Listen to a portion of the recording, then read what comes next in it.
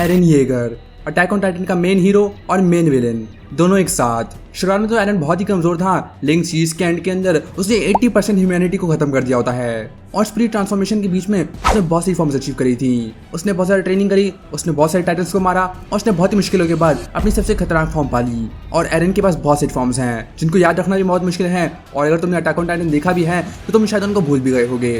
तो आज मैं तुम लोग बताने वाला हूँ एरन येगर की 20 फॉर्म्स, शुरुआत से लेकर आखिर तक मैं उसकी सारी फॉर्म एक्सप्लेन करने वाला हूँ। तो इस वीडियो को शुरू से लाइक कर देना, मेरे से साफ कर देना। So let's go. नंबर 1, ये लड़ाई हमने शुरू नहीं की, पर इसे खत्म हम ही करेंगे। एरन ट्रेनिंग कॉर्प्स। जब एक टाइटन एरन की मॉम को खा लेता है और जब एरन अपनी मॉम को अपनी आंखों के सामने मरते हुए देखता है तो वो डिसाइड कर लेता है कि वो सभी के सभी टाइटन्स को मार देगा और एक को भी नहीं छोड़ेगा। तभी वो ज्वाइन करता है ट्रेनिंग कॉर्प्स, जहाँ पर उसको ट्रेनिंग मिलती है और उसको बहुत सी चीजें सीखने को मिलती हैं, जैसे ओडीएम गियर और उसको कैसे हैंडल करना है और फाइटिंग कैसे करते हैं। शुरुआत में तो एरन को बहुत मुश्किल हो रही होती है। एरन बहुत ही मेहनत करता है और 5 सालों के बाद वो फाइनली बन जाता है एक अच्छा सोल्जर जो कि टाइटन से लड़ने के लिए तैयार होता है। Number 2,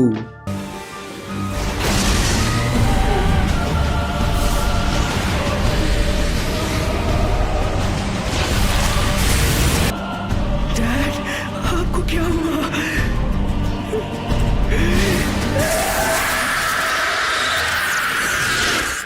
pure Titan. जब एरन का फादर ग्रिशा अपनी पावर एरन को देने के लिए एरन को एक टाइटन बना देता है और एक टाइटन बन के एरन अपने आप पे पूरा कंट्रोल खो देता है और एक छोटा मोटा टाइटन बन जाता है, मतलब एक नॉर्मल जिसको अपने आप पे कोई भी कंट्रोल नहीं है। और वो खा लेता है ग्रिशा को, जहाँ से ग्रिशा की पावर एरन के पास चली जाती है और उसके पास आ जाती है टाइटन्स की पावर। और एरन ने अपने डैड को ही खा लिया टाइटन्स की पावर पाने के लिए। नंबर 3, क्या?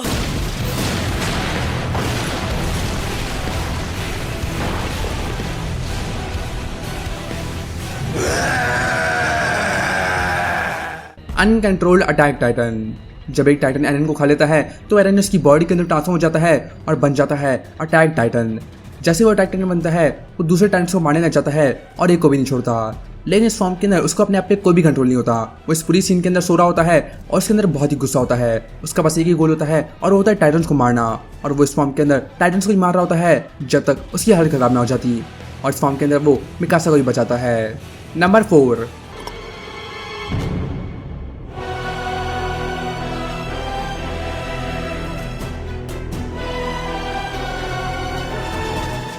Attack Titan half form. जब एरन फाइनली उठता है तो देखता है कि सभी सर्वी कॉप्स ने उसको घेर लिया है। मिकासा, आर्मिन और एरन उन तीनों को घेर लिया होता है क्योंकि सबको लगता है कि एरन एक डेविल है और वही है टाइटन्स का लीडर जो कि ह्यूमैनिटी को खत्म करने के लिए आया है। वो एरन को मारने के लिए तैयार हो जाते हैं और वो जैसे ही कैनन फायर करते हैं तो एरन ट्रांसफॉर्म हो जाता है एक हाफ टाइटन के अंदर। मतलब वो बहुत ही अजीब बन जाता है और बहुत ही डरावना बन जाता है। उसके ऊपर कोई भी स्किन नहीं होती है और उसके सारे के सारे मसल्स दिख रहे होते हैं। उसकी आंखें तब भी काम कर रही होती हैं और वो लिटरली आधी फॉर्म में चले जाता है। ये देखकर सभी डर जाते हैं और किसी को भी यकीन नहीं होता कि वो अपनी आंखों के सामने क्या देख रहे हैं। और ये पहली बार था जब एरन अपनी मर्जी से एक टाइटन बन गया था। Number 5,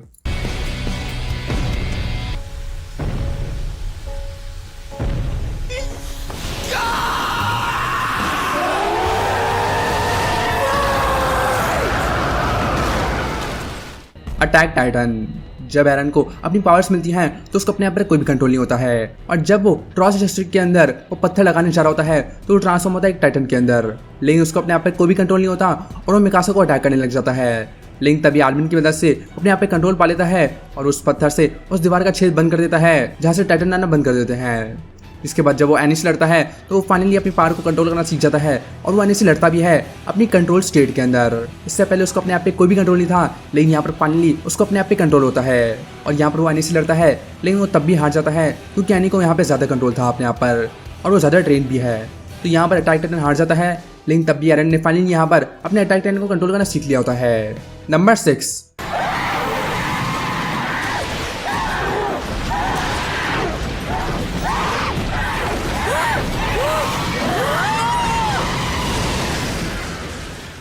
attack Titan Berserk. जब सबको पता चल जाता है कि एनी है फीमेल टाइटन तो एरन को बहुत ही गुस्सा आ जाता है और उसको इतना गुस्सा आ जाता है कि वो बन जाता है अटैक टाइटन, लेकिन वो चला जाता है बर्जर्क। इस फॉर्म के अंदर उसको बहुत ही गुस्सा होता है और इस फॉर्म के अंदर वो बहुत ही स्ट्रांग होता है। जब उस फॉर्म के अंदर ट्रांसफॉर्म होता है तो एनी को भी हरा रहा होता है और एनी भी उसके सामने कुछ भी नहीं कर पा रही होती है। एनी को इतना डर लग रहा होता है कि वो वहाँ से भागने लग जाती है, लेकिन तब भी उसका कोई भी फायदा नहीं होता और एरन यहाँ पर लिटरली एनी को मारने वाला होता है, लेकिन उसको मार पाता एनी अपने आप को क्रिस्टलाइज कर देती है और वो बच जाती है और यहाँ पर एरन फाइनली हरा देता है फीमेल टाइटन को। नंबर 7। क्या तुझे कोई अंदाजा है कि हम अभी कहाँ खड़े हैं? Attack Titan crystallisation.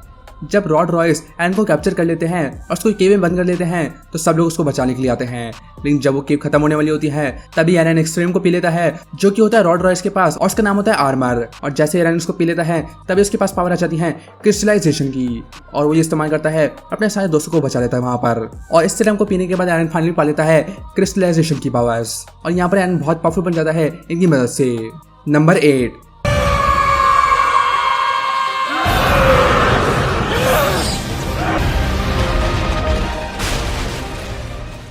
Founding Titan powers. तो जिस टाइटन ने एरन की मॉम को खाया था उसके पास था रॉयल ब्लड और जब एरन को वापस से वो मिलती है तो एरन उसको टच कर लेता है और क्योंकि उसके पास रॉयल ब्लड था एरन के पास आ जाती हैं फाउंडिंग टाइटन पावर्स और उसको इस्तेमाल करके सभी टाइटन्स को बोलता है कि वो उसको अटैक करें और तभी वो इस्तेमाल करता है फाउंडिंग टाइटन्स की पावर पहली बार।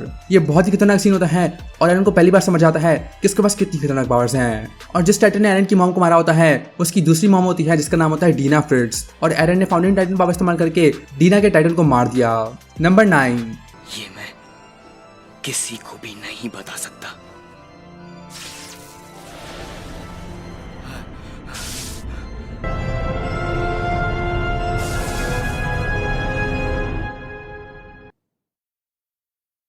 एरन फ्यूचर पावर्स। तो मिशन कंप्लीट करने के बाद हिस्टोरिया बन जाती है क्वीन और सब उसकी रिस्पेक्ट के अंदर उसके हाथ को किस कर रहे होते हैं, लेकिन जब एरन हिस्टोरिया के हाथ को किस करता है तो अचानक से शॉक हो जाता है क्योंकि हिस्टोरिया के पास है रॉयल ब्लड। तो उसकी फाउंडिंग टाइटन की पावर्स वापस एक्टिवेट हो जाती हैं और उसको देखता है फ्यूचर। उसको देखता है फ्यूचर में क्या होने वाला है और क्या क्या बुरी चीज़ें होने वाली हैं और ये देखने के बाद उसका पूरा दिमाग हिल गया होता है। उसको यकीन नहीं होता उसने क्या देखा और उसकी हालत बहुत खराब हो जाती है और ये देखने के बाद वो पूरा बदल जाता है। इसके बाद फाइनली एरन जाता है बाहर की दुनिया के अंदर। वो पहली बार देखता है ओशन को, मतलब समंदर को, लेकिन वो यहाँ पर खुश नहीं होता क्योंकि उसको पता है कि समंदर के उस पार उसके एनिमीज हैं और जब तक वो एनिमीज जिंदा हैं तब तक वो कभी आज़ाद नहीं होगा। और यही देखकर एरन बहुत ही उदास होता है और वहाँ पर उसको समझ आता है कि उसके फ्यूचर में क्या लिखा है। नंबर 10। तुम ठीक हो? हाँ, समझ गया। ये समय ख्यालों में खोने का नहीं है एरन। आखिरकार हम बाहरी दुनिया में आ ही गए। उस वक्त हमें एहसास नहीं था, या शायद हम ये बात मानना ही नहीं चाहते थे। एरन आउटसाइड वर्ल्ड।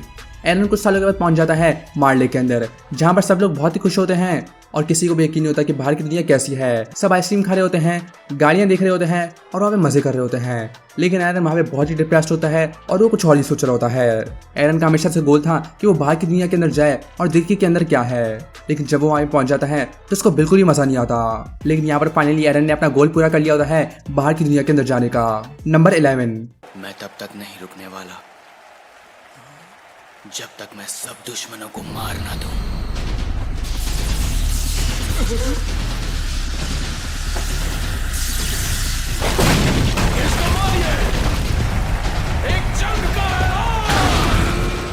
मार्ले सोल्जर एरन मार्ले के अंदर आने के बाद अपना हाथ और पैर काट देता है और वो नाटक करता है एक मार्ले का सोल्जर होने का जो कि वॉर से बहुत ही ट्रॉमेटाइज हो चुका है और उसका नाम है एरन क्रूगर। यहाँ पर वो एक मेंटल हॉस्पिटल के अंदर रहता है और फैल्को की मदद से लेटर्स भेजता है अपने घर पर। यहाँ पर कोई भी नहीं जानता कि एरन मार्ले का सबसे बड़ा दुश्मन वो यहाँ पर ऐसे ही घूम रहा है और फैल्को को भी समझ नहीं आता कि एरन कौन है। तभी राइनर मिलता है एरन से और राइनर को यकीन नहीं होता कि एरन कैसा बन चुका है।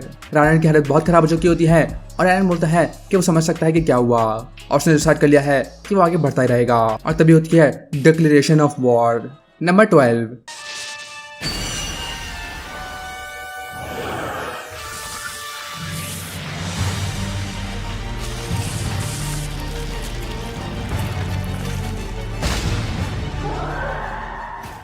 एरन डिक्लेरेशन ऑफ वॉर।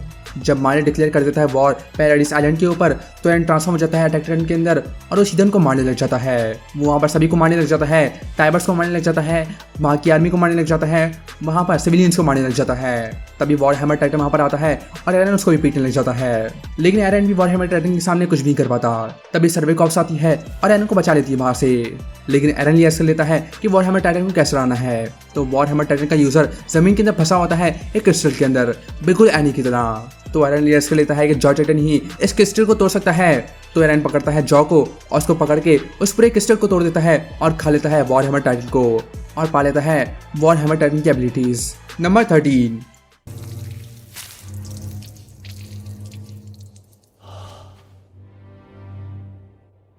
जीने का सिर्फ एक तरीका है और वो है लड़ना। तो लड़ो, सिर्फ लड़ो। येगरिस्ट मार्ली के ऊपर हमला करने के बाद वो वापस जाता है पैराडाइज आइलैंड के अंदर, जहाँ पर सर्वे कॉप्स उसको बंद कर देते हैं जेल के अंदर, क्योंकि उसने किसी को भी नहीं बताया इस प्लान के बारे में और अपनी मर्जी से जो भी करना था उसने वो किया। उसको जेल के अंदर बंद करके रखा हुआ था, लेकिन तभी उसको स्केप कर लेता है क्योंकि उसके पास होता है वॉर हैमर टाइटन। वो जाता है और मिलता है फ्लॉच से और वो डिसाइड करता है कि वो जीक को ढूंढेगा। फिर वो मिलता है मिकासा और आर्मिन से जीक का पूछने के लिए और वो वहाँ पर सबको एक्सप्लेन करता है कि क्या चल रहा है। मिकासा बस एक हैकर मैन है जो कि गुलाम है और आर्मिन जो कि बैटल की मोमेंट्स के अंदर फंसा हुआ है, और यहाँ पर एरन पूरी तरह एक विलेन बन जाता है। नंबर 14। फाउंडिंग टाइटन यही है, आज ये जिंदा नहीं बचना चाहिए। ये नहीं बचेगा। राइनर। War hammer attack Titan. जब मार्ली अपने प्लेन लेकर आ जाती है पैराडाइज के अंदर तो हमला कर देते हैं एरन के ऊपर, लेकिन एरन तैयार होता है सभी से लड़ने के लिए। तभी जॉ टाइटन, आर्मर टाइटन और कार टाइटन लड़ते हैं एरन से, लेकिन वो एरन के सामने कुछ भी नहीं कर पाते हैं क्योंकि एरन के पास पावर होती है टाइटन की और वॉर हैमर टाइटन की, और यहाँ पर उसके पास 3 पावर्स होती हैं और उसके सामने कुछ भी नहीं कर पा रहा होता है और सभी उसे मार खड़े होते हैं, और यहाँ पर एरन बहुत ही पावरफुल होता है। नंबर 15।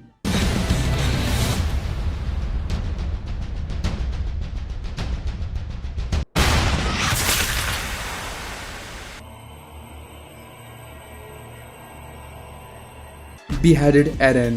जब एरन जी के पास जा रहा होता है तो गाबी जो कि सबसे बेकार है उसने एरन के पूरे सर पर आ दिया होता है और एरन का सर कट के सीधा आता है जी के हाथों के अंदर, और जैसे ही जी और एरन मिलते हैं वो चले जाते हैं पास के अंदर, जहाँ पर एरन जी को दिखाता है सारी की सारी मेमोरीज ग्रिशा की। वो दिखाता है ग्रिशा की लाइफ कि कैसे वो गया फ्रीडा को मारने और उससे सभी को सभी वहाँ पे मार दिया, लेकिन तभी जीक वहाँ पे देखता है कि ग्रिशा बच्चों को नहीं मारना चाहता था, लेकिन एरन ने ग्रिशा को बोला कि उसको करना ही होगा अपने बदले के लिए, और यही सुनकर ग्रिशा भी सभी को मार देता है और पा लेता है फाउंडिंग टाइटन की पावर्स। और तभी जीक रियलाइज करता है कि एरन उसके साथ कभी था ही नहीं, और जीक और ग्रिशा बात भी करते हैं और ग्रिशा बताता है कि जीक के हाथों में कुछ भी नहीं है बल्कि एरन के हाथों के अंदर है। नंबर 16। आप किसी वजह से यहाँ पर आए हैं। आपकी एक छोटी बहन थी जिसको उन्होंने बेरहमी से कुत्तों को खिला दिया। सोचिए, आपके सारे साथी मारे गए और क्रूगर और डायना, उनका बदला लीजिए। आगे बढ़ते रहिए, चाहे मौत भी आ जाए, मौत के बाद भी। हम लोगों को पता चलता है कि एरन ने ही साइका से पास को मैनिपुलेट किया था ग्रिशा से लेकर एरन क्रूगर तक। उसने अपनी मॉम को मरवाया और अपने आप को गुस्सा दिलाया, उसने सब कुछ किया, और जो भी हो रहा है वो सब कुछ उसकी वजह से हो रहा है। ग्रिशा ने फाउंडिंग टाइटन की पावर पाली, वो भी हुआ एरन की मदद से। अगर वहाँ पे एरन नहीं आता तो ग्रिशा कभी भी रीस फैमिली को नहीं मार पाता, और एरन ने ग्रिशा को मेमोरीज दिखाई फ्यूचर की कि ग्रिशा अपनी पावर्स एरन को दे दे। एरन ने इसे पास के मैनिपुलेट किया, अपना फ्यूचर भी देख लिया इसकी मदद से, और यही पावर्स हैं अटैक टाइटन की, और यहीं पर एरन ने ymir को इस्तेमाल करके पा ली फाउंडिंग टाइटन की पावर। नंबर 17।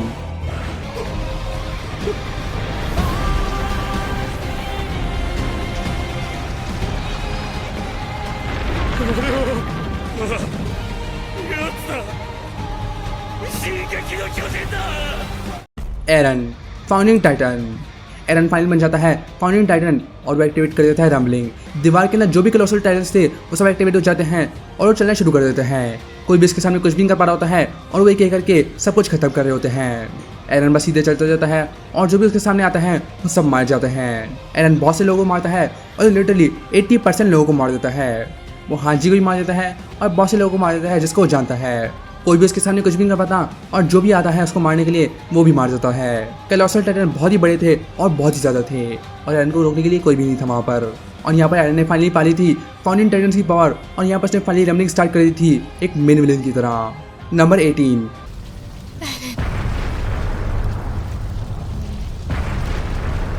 एरन कलोसल टाइटन। क्योंकि एरन के पास फाउंडिंग टाइटन की पावर्स थी तो वो गया पाथ के अंदर, और पाथ के अंदर सभी एलियंस होते हैं, तो उसने आर्मिन की कलोसल टाइटन की पावर्स ले ली और वो बन गया कलोसल टाइटन के अंदर। इस फॉर्म के अंदर वो बहुत ही जायंट बन जाता है, बिल्कुल एक कलोसल टाइटन की तरह। और यहाँ बस की पावर बहुत बढ़ चुकी होती है और यहाँ बस रोकने वाला कोई भी नहीं होता।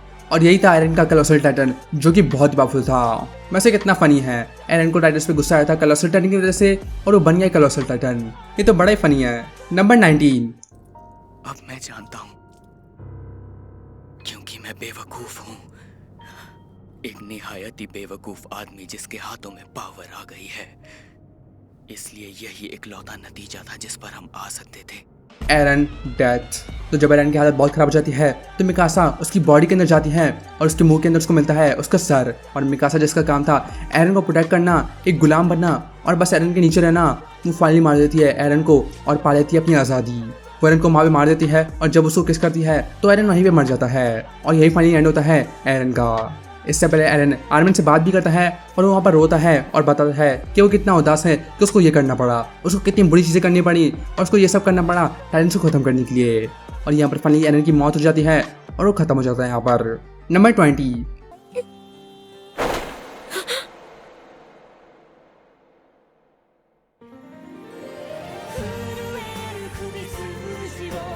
एरन, मुझे ये स्पार्क देने के लिए thank you. Eren bird of freedom.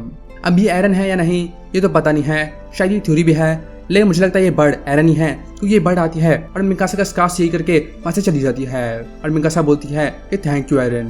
तो इसके हिसाब से एरन फाइनली फ्री हो चुका है और ये बर्ड साइन है एरन की फ्रीडम का। और यहीं पर अटैक ऑन टाइटन खत्म हो जाता है। तो गाइस तुम्हें क्या लगता है इसके बारे में? तुम्हारी फेवरेट फॉर्म कौन सी है एरन की? नीचे कमेंट में बताओ। इसे लाइक कर देना, मेरे से सब कर देना और मैं तो नेक्स्ट वीडियो के अंदर